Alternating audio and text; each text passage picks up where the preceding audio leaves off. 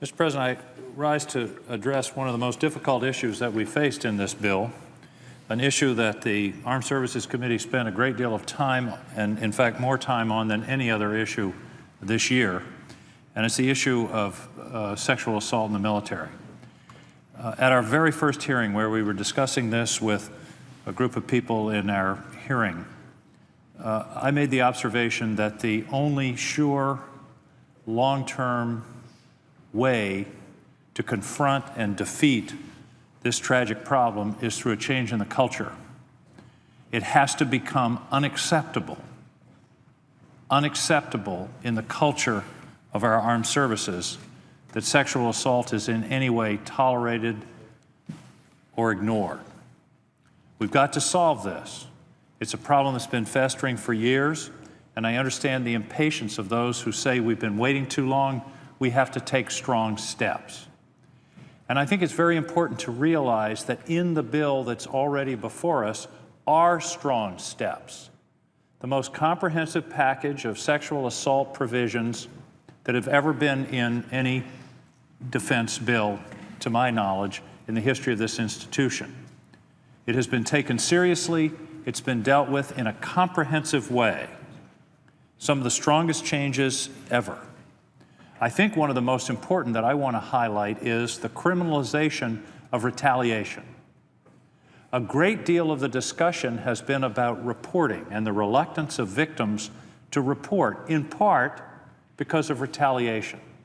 One of the things this bill does is make it a crime to retaliate against a victim for reporting one of these horrendous crimes. So the debate today is really about one particular provision dealing with sexual assault that's not in the bill. And the question really boils down to who makes the decision to refer a sexual assault case to prosecution. And I've heard the debate, and I should have said at the outset, I so admire Senator Gillibrand for her intellect, for her passion, for her dedication, for her perseverance to this issue. Everybody involved in this debate has exactly the same goals, which are to get rid of this problem, to diminish it, to reduce it to zero, to not tolerate it. That's the goal of everyone involved. The question is whether removing the decision to refer to court-martial from the commander will further that goal or in fact will undermine it. After listening to the arguments, discussing it at length with Senator Gillibrand and others, I've concluded that to take this decision out of the chain of command would in fact do harm to the cause of victims' rights. The reason is simple. I want the commander to be fully responsible for this problem. I don't want a commander saying, it's not my problem anymore. The Congress of the United States has said, I don't have to worry about this. I'll check that box. I believe, going back to my original point, that the way you change the culture is in a multifaceted approach, but certainly one of the ways you do it is through the decisions that come from the commander. That's what sets the tone in the unit. Leadership always infects an entire unit in good or bad ways.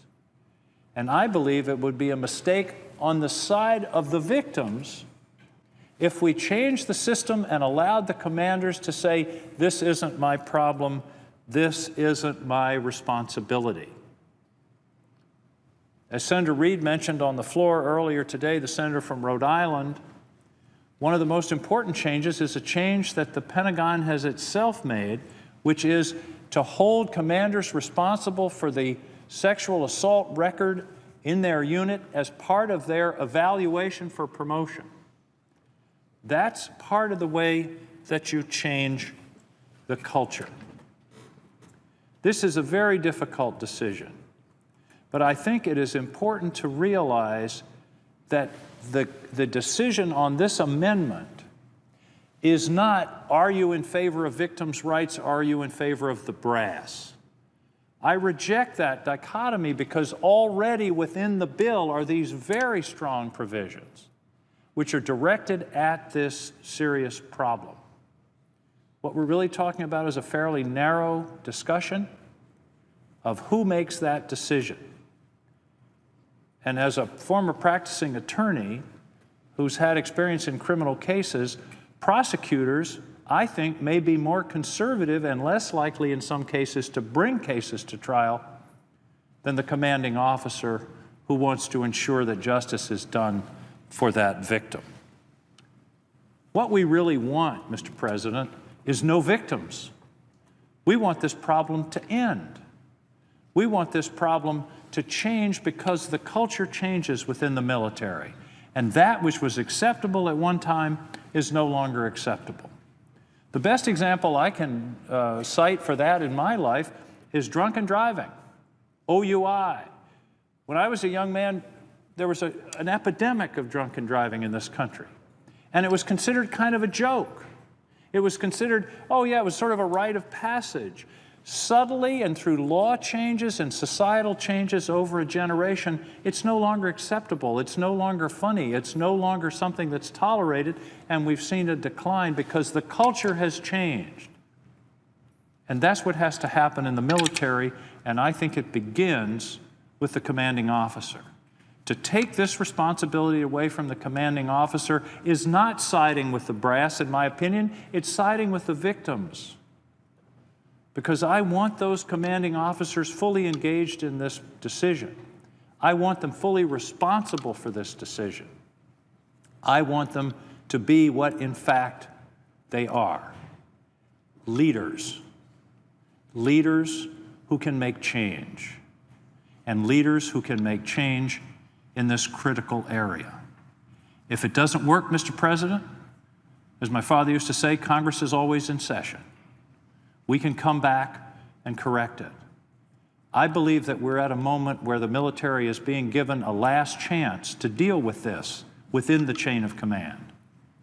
I think we've given them the tools to do so in this bill, and I urge my colleagues to support Senator McCaskill's amendment and to move forward with this bill, which we can be very proud of in terms of its recognition of this horrendous issue, but also in terms of the solutions and the tools that it provides to our military to solve this problem once and for all. Thank you, Mr. President.